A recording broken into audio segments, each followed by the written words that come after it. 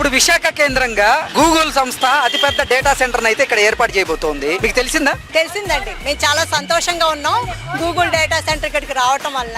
ఎంత అంటే మేము మాటల్లో కూడా చెప్పలేమన్నమాట. సో ఇదంతా కూడా మన రాష్ట్ర విద్య, ఐటీ, ఎలక్ట్రానిక్ శాఖ మంత్రి అయిన లోకేష్ గారి ఆధ్వర్యంలో, ఆయన సహకారం వల్ల, ఆయన సంకల్పం బలంతో, ఆయన ప్రతిభ, ఆత్మవిశ్వాసంతో గూగుల్ అనేది ఇక్కడికి వచ్చింది. మన ఏపీకి వచ్చింది, అందులో వైజాగ్ వచ్చింది అంటే మాత్రం మేము అసలు చాలా హ్యాపీగా ఉన్నాం. ఇంత అంతని మేమైతే మాటల్లో చెప్పలేము. సో దానివల్ల చాలా మందికి ఉద్యోగ అవకాశాలు వస్తాయి. చంద్రబాబు నాయుడు గారికి సంపదని సృష్టించడం తెలుసు. మనం 1-2 సంవత్సరాలకి తర్వాత ఏం చేయాలని మనం ఆలోచిస్తాం.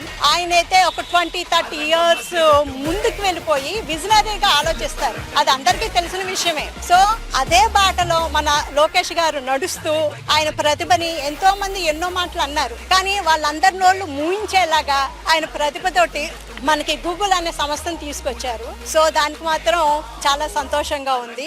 సో ఇదంతా కూడా అన్నమాట విశాఖ చేసుకున్న అదృష్టం. అసలు ఈ కూటమి ప్రభుత్వం వల్ల సహకారంతో మనకి ఈ విశాఖకి ఇది వచ్చిందని అనుకుంటున్నాను.